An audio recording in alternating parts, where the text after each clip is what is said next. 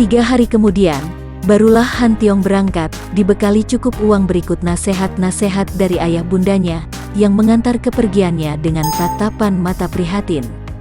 Dan karena Han Tiong sendiri tidak tahu di mana adanya Lian Hong ataupun kemana perginya, maka satu-satunya jalan baginya hanyalah mengunjungi Lok yang kembali, atau setidaknya dia akan mencari di sekitar daerah provinsi Honan. Memang tepat dugaan Han Tiong. Malam itu juga Tian Xin nekat minggat meninggalkan Lembah Naga karena patah hati. Dia merasa tak perlu lagi tinggal di Lembah Naga. Untuk apa? Lian Hong telah menjadi calon istri kakaknya, dan malah dia tidak boleh membantu kakaknya mencari darah itu. Kalau dia tinggal di Lembah Naga, setiap hari dia hanya akan menyesali dirinya sendiri saja. Tidak, dia harus pergi. Dia harus mempelajari ilmu-ilmu peninggalan dari ayahnya. Dia memang putra kandung Pangeran Cheng Han Ho yang dicap pemberontak. Dia memang anak orang jahat, dan sekarang dia telah menjadi pemberontak pula sesudah membunuh pasukan pemerintah. Biarlah dia hidup sendiri dengan segala kejelekannya. Dan dia akan membalas dendam kematian keluarga Ciu, juga dendamnya sendiri. Telah terlampau sering hatinya dibikin sakit oleh para penjahat, dan betapa dia selama ini selalu menahan-nahan dendamnya. Telah beberapa kali dia harus merasa kecewa dalam hidupnya. Ayahnya dan ibunya dibunuh orang, dan karena teringat bahwa ayah bundanya dibunuh oleh pasukan pemerintah itulah maka malam itu dia mengamuk dan membunuhi para prajurit itu dengan penuh kebencian, jadi bukan semata-mata karena ingin membela keluarga Ciu. Berapa kali dia patah hati karena putus cinta. Pertama dengan Chu Ying yang dipisahkan darinya dengan paksa. Kedua, dia kembali kehilangan Loa Huileng yang terbunuh oleh orang-orang Zheng Huapang. Ia merasa sakit hati dan mendendam kepada banyak orang. Kepada pasukan kerajaan yang membunuh orang tuanya serta membunuh keluarga Ciu, lalu kepada Raja Agahai, pamannya di utara yang ikut pula mencelakakan orang tuanya, kepada Zheng Huapang, kepada Si Tianong, kepada Lem Xin, Pak San Kui dan masih banyak lagi, dan pendeknya, kepada semua penjahat di dunia ini. Aku akan basmi mereka, berkali-kali dia berkata ketika dia lari di malam hari itu, menuju ke selatan dan dengan cerdik dia mengambil jalan liar, bukan jalan umum karena dia tahu bahwa mungkin sekali kakaknya akan menyusul dan mencarinya. Dia harus pandai menyembunyikan diri dan tak boleh sampai berjumpa dengan kakaknya, karena dia tahu bahwa kalau sampai dia berhadapan muka dengan Han Tiong, maka dia tidak mungkin dapat membantah lagi kalau kakaknya itu mengajaknya pulang. Kali ini kepergiannya memang sudah direncanakan, semenjak dia pulang dan menghadap ayah angkatnya bersama Han Tiong. Oleh karena itu dia tidak lupa membawa kitab-kitab peninggalan ayahnya. Selama ini dia belum sempat mempelajarinya sama sekali, karena ayah angkatnya melarangnya. Ilmu milik mendiang ayah kandungmu itu memang hebat, Tian Xin, akan tetapi sayang, ilmu itu mengandung pengaruh yang sangat tidak baik. Sifat ayahmu banyak dipengaruhi oleh ilmu-ilmunya itulah. Demikian ayah angkatnya berkata. Selama ini dia mentaati dan tidak pernah menyentuh kitab-kitab itu. Akan tetapi, kini dia membawa kitab-kitab itu dan dia harus mempelajarinya. Dia sudah pernah membalik-balik lembarannya dan dapat mengerti dengan mudah. Juga kunci-kunci rahasia kitab itu masih diingatnya dengan baik. Semua kitab tulisan ayah kandungnya itu memang mengandung rahasia-rahasia yang hanya dapat dipecahkan olehnya, dengan menggunakan kunci-kunci rahasia yang pernah diajarkan ayahnya kepadanya. Pertama-tama dia akan mencari Pak San Kui. Datuk kaum sesat ini ialah ayah Siang Koan Wei Hong dan kini, tanpa adanya Han Tiong di sisinya, dia akan menghajar Siang Koan Wei Hong kemudian akan membunuhnya. Juga dia akan menantang Pak San Kui yang sudah mengirim anak buahnya ikut mengeroyok dan membunuh keluarga Ciu Haisun. Dia telah banyak mendengar tentang Pak San Kui, bahkan ayah angkatnya sudah banyak bercerita mengenai datuk kaum sesat dari daerah utara ini. Dia tahu bahwa Pak San Kui tinggal di kota Taigoan, di provinsi Shanxi dan kesanalah dia kini menuju. Pada saat itu Cheng Tianxin sudah berusia 19 tahun. Wajahnya memang tampan sekali dan gerak-geriknya halus. Kalau dilihat sepintas lalu saja, dia lebih pantas menjadi seorang pemuda pelajar yang lemah. Siapa yang menyangka bahwa pemuda ini menyembunyikan ilmu silat yang amat hebat, banyak macam ilmu silat tinggi dikuasainya dan dia merupakan seorang pendekar sakti yang amat lihai.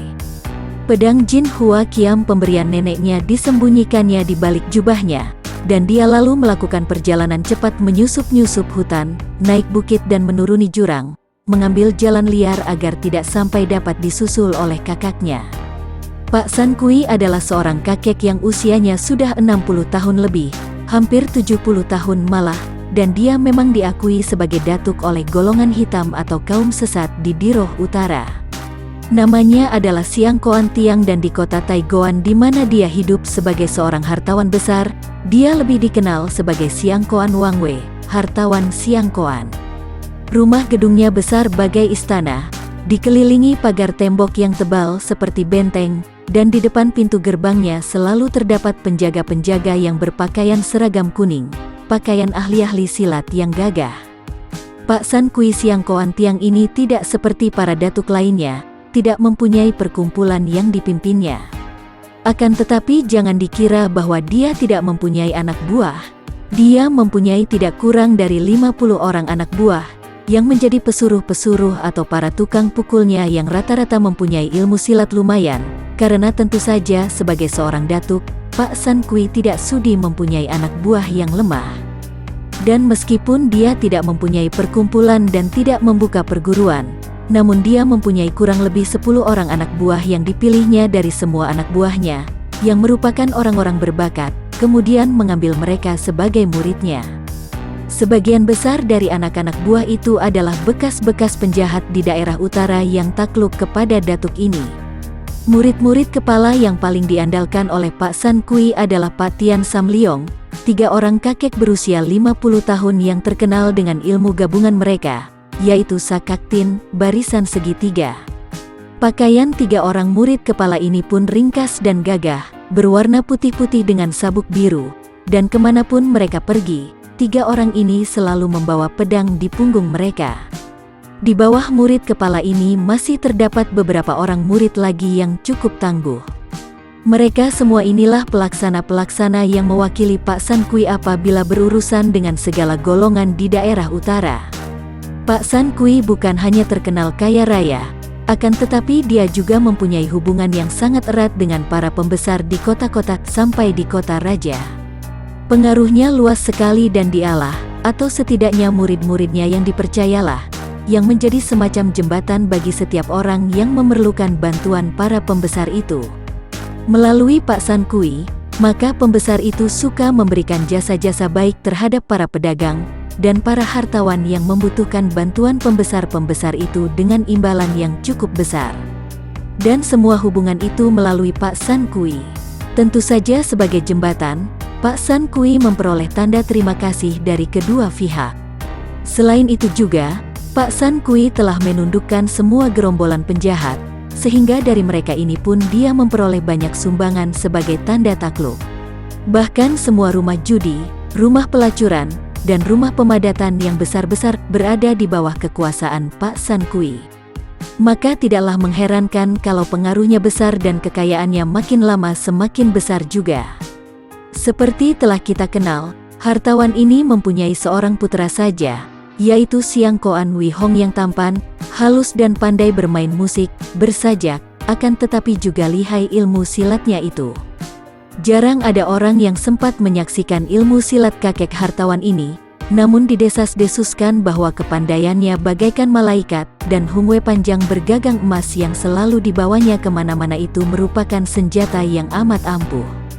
Hartawan ini memang lebih patut menjadi hartawan daripada ahli silat tinggi. Tubuhnya yang jangkung, wajahnya yang terpelihara baik-baik serta tampan, sikapnya yang ramah, pakaiannya yang mewah, semua itu sama sekali tidak menunjukkan bahwa dia adalah seorang datuk yang sakti. Amat mudah bagi Tianxin untuk dapat menemukan rumah gedung Pak San Kui di kota Taigoan itu. Setiap orang, siapapun juga yang ditanyainya, tentu tahu di mana letaknya rumah gedung itu, biarpun orang lebih mengenal Pak San Kui sebagai Siang Koan Wangwei. Tadinya Tianxin sendiri bingung melihat yang ditanya mengenai Pak San Kui tidak tahu, tetapi ketika pemilik restoran di mana dia makan mendengar disebutnya Pak San Kui, dia cepat berkata bahwa yang dicari pemuda itu tentulah Siang Koan Wang Wei. Dan Tianxin segera membenarkan, karena dia lantas teringat bahwa nama putra Pak San Kui adalah Siang Koan Wei Hong. Ya, benar, Siang Koan Wang Wei, di mana rumahnya? Semua orang dengan cepat lalu memberi keterangan di mana adanya rumah gedung milik hartawan itu, dan di luar tahunnya Tianxin, pemilik restoran diam-diam sudah mengutus seorang pegawainya untuk memperingatkan kepada hartawan itu, atau para anak buahnya bahwa ada seorang pemuda tampan asing yang mencarinya. Mudah diketahui bahwa pemuda yang mencari itu tentulah seorang asing yang datang dari jauh. Pertama, karena logat bicaranya berbeda. Kedua, kalau pemuda itu orang daerah Taigoan, tak mungkin tidak tahu di mana adanya rumah Siang Koan Wang Wei. Karena adanya laporan inilah, maka ketika Tianxin berhadapan dengan para penjaga pintu gerbang rumah gedung yang berpakaian serba kuning itu, dan mendengar bahwa dia minta bertemu dengan Siang Koan Wang Wei, dia lalu dipersilakan memasuki pintu gerbang. Akan tetapi begitu dia masuk, daun pintu gerbang dari besi itu ditutup rapat dan dia telah dikurung oleh beberapa orang penjaga yang membawa tombak dan golok. Tianxin bersikap tenang sekali. Setelah kini merantau seorang diri dan seorang diri pula menghadapi bahaya, dia bersikap tenang. Dia tahu bahwa dia telah berani memasuki Goa Macan, oleh karena itu dia tidak mau menuruti perasaan hatinya. Dia sudah memperoleh pelajaran pahit dan sekarang dia harus bersikap cerdik. Dia bukan seorang tolol yang nekat mencari mati dengan menantang Pak San Kui begitu saja. Dia harus pandai bersiasat. Maka, dikepung oleh beberapa orang yang berpakaian kuning itu, dia tersenyum saja. Beginikah caranya Pak San Kui yang terkenal itu menyambut seorang tamu yang hendak bertemu dengannya. Menyambut dengan pengeroyokan, bagaikan sikap seorang tukang pukul murahan saja, katanya mengejek dan sengaja menaikkan nada suaranya, agar terdengar oleh orang-orang yang berada di dalam gedung besar itu. Dan pancingannya itu memang berhasil.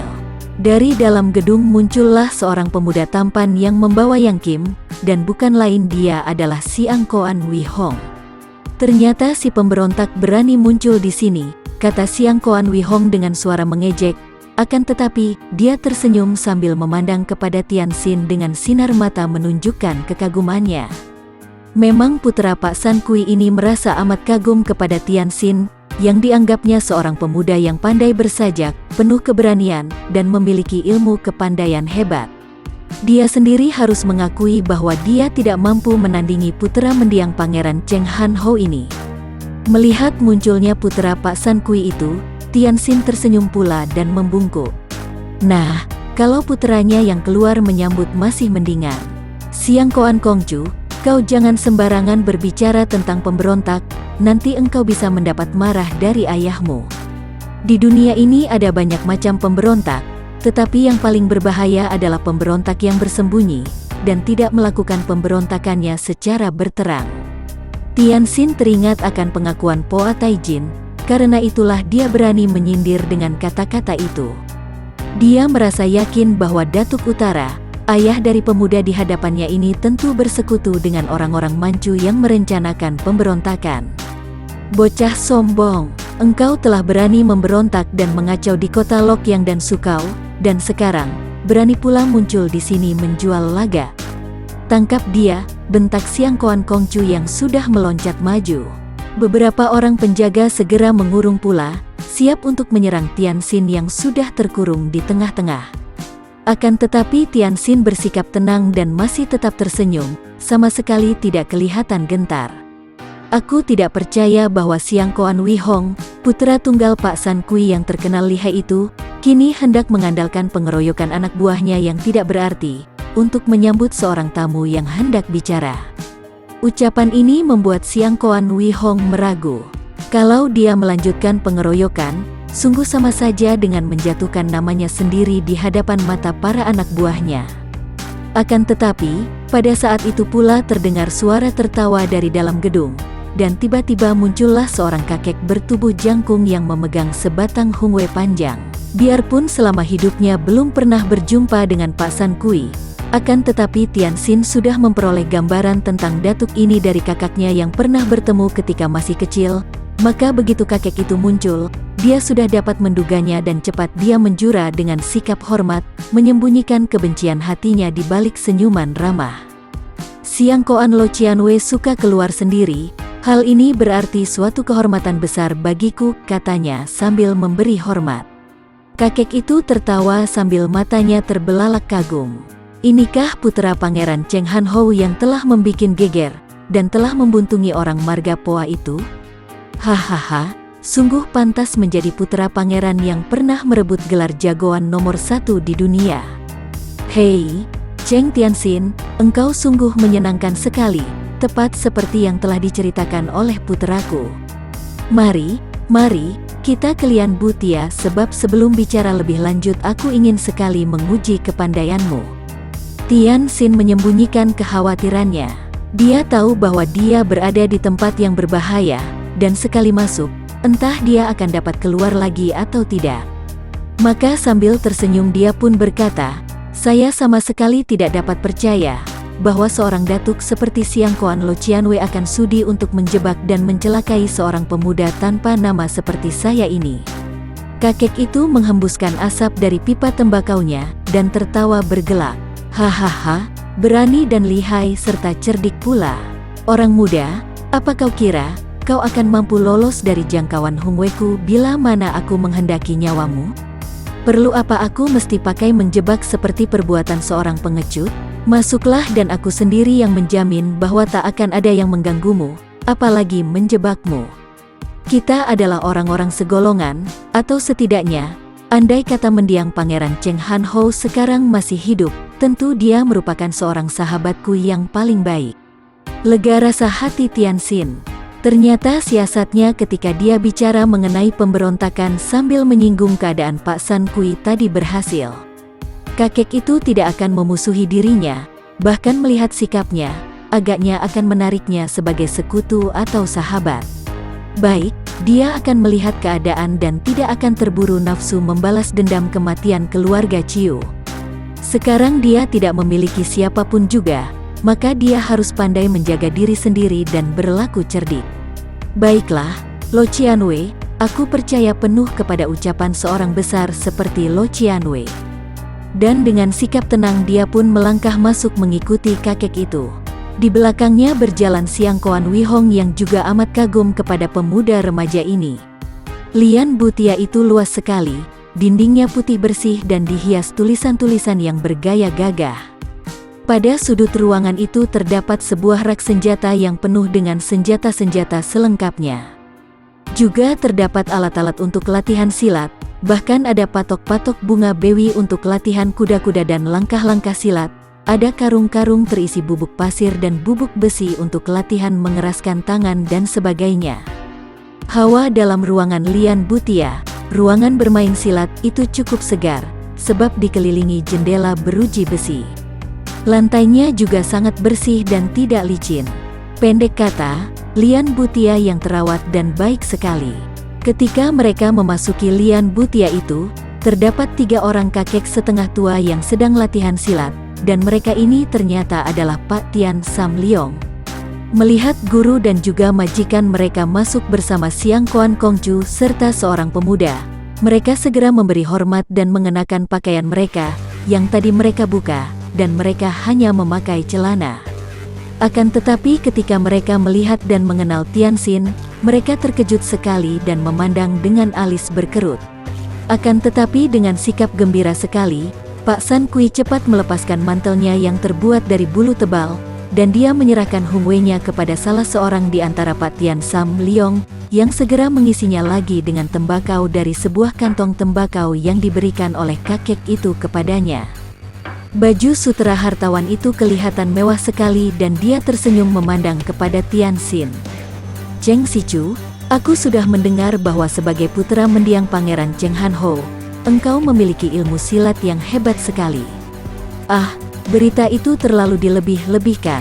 Lo Qianwei, Tianxin berkata merendah, sikap yang memperlihatkan kecerdikannya. Sebelum dia tahu sampai di mana kehebatan kepandaian musuh ini, dia harus bersikap hati-hati, pikirnya, apalagi dia berada di dalam rumah datuk ini. sama sekali tidak dilebih-lebihkan kalau engkau sudah mampu mengalahkan 3 orang muridku dan juga putraku. Bahkan kabarnya engkau telah mewarisi ilmu-ilmu dari Qin Lingpai, sungguh luar biasa sekali. Semudah ini kabarnya telah memiliki Tihi Ibeng, benarkah itu? Lo Qianwei terlalu memuji, kata Tianxin. Hahaha, oleh karena itu, untuk membuktikan apakah benar semua berita yang kuterima itu, apakah benar engkau sedemikian lihainya, ataukah hanya murid-muridku dan putraku saja yang tolol, maka sungguh kebetulan sekali engkau datang. Sebelum kita bicara lebih lanjut, marilah kita main-main bareng beberapa jurus, dan harap engkau tidak perlu untuk mengeluarkan seluruh ilmu kepandaianmu. Setelah berkata begitu, kakek itu melangkah ke tengah ruangan Lian Butia, menggapaikan tangan ke arah muridnya yang tadi mengisi Hungwei. Sang murid cepat mengantarkan Hungwei gurunya, kemudian dengan penuh hormat lalu menyalakan geretan api, dan membakar tembakau pada ujung Hungwei sehingga tak lama kemudian nampak asap putih mengepul dan tercium bau tembakau yang harum. Pak San Kui mengepulkan asap dari hidungnya, kemudian mengangguk kepada Tianxin. Cheng Tianxin, kau majulah dan mari kita main-main. Tianxin segera melangkah maju dan tetap bersikap waspada. Memang dia ingin sekali mencoba sampai di mana kelihayan orang tua ini, seorang di antara para datuk. Kalau dia sanggup menandinginya, maka dia tentu akan membunuh datuk ini untuk membalaskan kematian keluarga Ciu. Akan tetapi kalau datuk ini terlalu pandai dan terlalu lihai baginya, dia akan menggunakan akal. Sambil tersenyum dia lalu menjura dan berkata, aku yang muda hanya melayani kehendak Lo Qianwei, silakan, Lo Qianwei. Baik-baik, kau siaplah, orang muda. Mendadak kakek ini melangkah maju, tangan kirinya menyambar sembarangan saja ke arah kepala Tianxin. Biarpun tangan itu nampaknya hanya menyambar perlahan saja, akan tetapi ada angin sambaran yang amat kuat mendahului tangannya.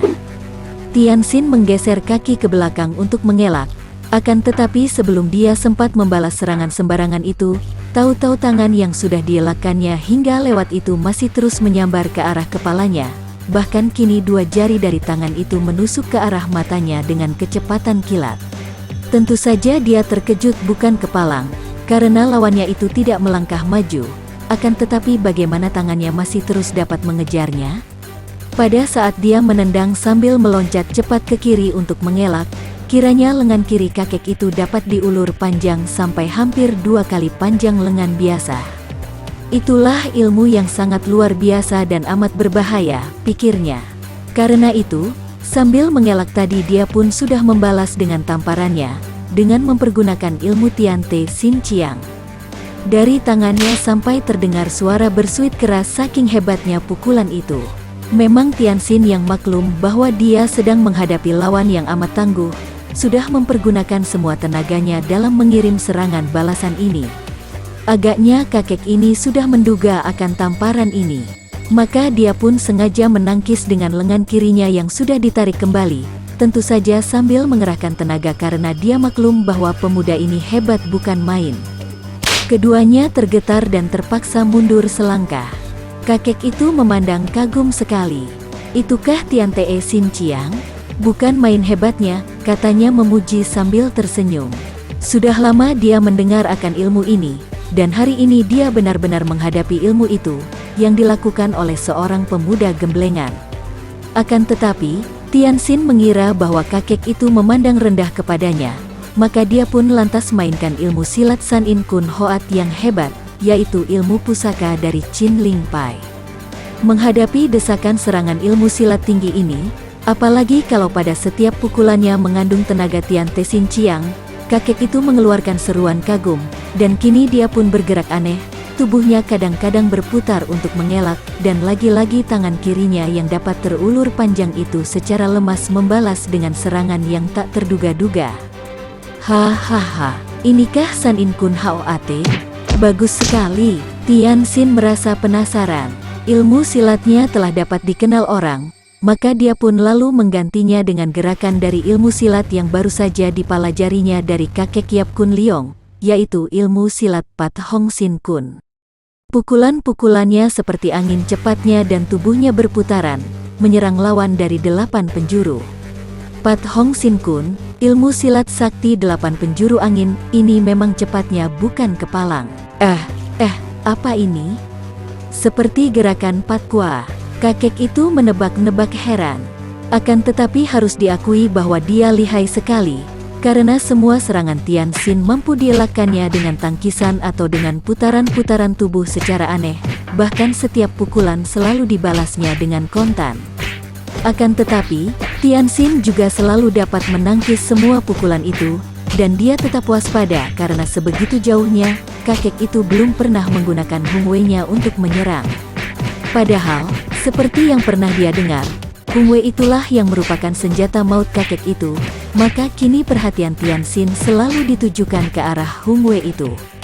Dan dugaannya memang tepat sekali. Ketika kakek itu agak repot menghadapi Pat Hong Sin Kun, tiba-tiba saja setelah mengelak, Hung Wei-nya menyambar. Tian Xin cepat-cepat mengelak, akan tetapi pada saat Hung Wei itu lewat di atas kepalanya, tiba-tiba saja ada api menyambar ke arah mukanya. Api itu keluar dari tempat tembakau dan merupakan bunga api yang menyambar cepat sekali ke arah matanya. Tentu saja Tian Xin menjadi terkejut bukan main, dan ketika dengan kecepatan kilat dia melempar tubuh ke belakang, tangan kiri kakek itu yang mulur panjang sudah menamparkan punggungnya. Tamparan yang dilakukan ketika dia mengelak dari sambaran api, sehingga tubuh yang sedang dilempar ke belakang itu tidak mungkin mengelak lagi, bahkan untuk menangkis pun tidak sempat lagi, maka pemuda itu hanya dapat mengerahkan tenaga Tian Te Sin Chiang melindungi punggungnya. Tian Xin melompat untuk mengurangi tenaga tamparan itu, dan kakek itu pun berseru heran ketika tamparannya itu, merasa betapa kulit punggung itu lemas dan lunak seperti karet. Tahulah dia bahwa punggung itu terlindung oleh tenaga sinkang yang amat kuatnya, dan sama sekali tidak terluka oleh pukulannya tadi. Dia menjadi semakin kagum, tahulah dia bahwa ilmu Tian Te Sin Chiang yang disohorkan oleh dunia Kang Ou itu ternyata tidak kosong belaka. Tian Xin merasa penasaran sekali. Memang benar dia belum kalah, akan tetapi karena dia sudah terkena satu kali tamparan, maka berarti dia yang terdesak. Kini dia maju dan kembali menyerang dengan ilmu silat Tai Ke Sin Kun. Begitu dia mulai memainkan ilmu silat yang amat indah dan juga amat kuat ini, kakek itu pun sudah berseru kagum. Wah, inilah Tai Ke Sin Kun. Bukan main. Dan dia pun mencoba untuk membobolkan benteng pertahanan ilmu silat itu dengan serangan-serangan Hung Wei-nya, sambil mencoba untuk mengacaukan garis pertahanan lawan dengan lengan kirinya yang dapat mulur itu. Akan tetapi, pertahanan Tian Xin amat kuatnya sehingga kemanapun juga Hung Wei dan tangan kiri itu menyerang, dia selalu sudah dapat menyambutnya dengan tangkisan kuat, ataupun dengan elakan yang indah. Sepasang lengannya berani menangkis Hung Wei itu karena dilindungi tenaga Tian Te Sin Chiang. Beberapa kali kakek itu memuji, biarpun dia sudah mengerahkan tenaganya, akan tetapi belum juga dia mampu merobohkan lawan. Memang, dia tidak sepenuhnya memainkan Hung Wei-nya, melainkan Hung Wei-nya itu lebih banyak hanya digunakan untuk menggertak saja, dan dia menyerang dengan tangan kirinya. Hal ini adalah karena dia merasa malu kalau harus merobohkan lawan dengan Hung Wei-nya, padahal pemuda itu juga bertangan kosong. Memang hal ini juga yang dimaklumi oleh Tian Xin. Setiap kali kakek ini menggunakan Hung Wei-nya, dia memandang silau akibat hamburan api yang muncrat ke sana-sini, dan gerakan Hung Wei itu memang aneh bukan main. Bahkan apabila kakek itu mau, agaknya pertahanan Tai Ke Sin Kun juga tak mampu mempertahankan dirinya. Akan tetapi kakek itu selalu menahan Hung Wei-nya, dan melanjutkan dengan serangan tangan kiri yang cukup aneh dan ampuh itu. Sesudah lewat 50 jurus, kakek itu kini menggerakkan Hung Wei-nya dengan aneh. Hung Wei itu diputar-putar, menjadi gulungan sinar api yang menyilaukan mata. Terpaksa Tian Xin mencurahkan perhatiannya untuk menghadapi Hung Wei ini, namun kembali dia kecurian. Lengan kiri kakek itu memanjang dan menghantamnya dari belakang, kini bukan ditujukan ke punggung, melainkan ke tengkuknya. Tentu saja hal ini sangat berbahaya, maka pada saat terakhir, Tian Xin sudah mengerahkan Ti Hi Beng. Oh, kakek itu mengeluarkan teriakan kaget. Kemudian disambungnya, wah, ini Ti Hiibeng, ya. Dan Hung Wei-nya menyambar. Lalu ada rasa panas pada tengkuk Tianxin, sehingga sesaat tenaga Ti Hiibeng membuyar, dan kakek itu pun sudah berhasil menarik kembali tangan kirinya. Ternyata kakek itu mampu memunahkan Ti Hiibeng dengan bantuan api Hung Wei-nya. Bagi teman-teman yang menyukai video ini, silahkan subscribe, share, and like.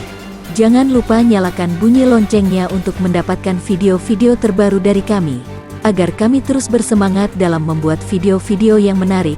Mohon maaf kalau masih banyak kesalahan di sana-sini. Semoga kedepannya kami bisa lebih baik lagi. Terima kasih.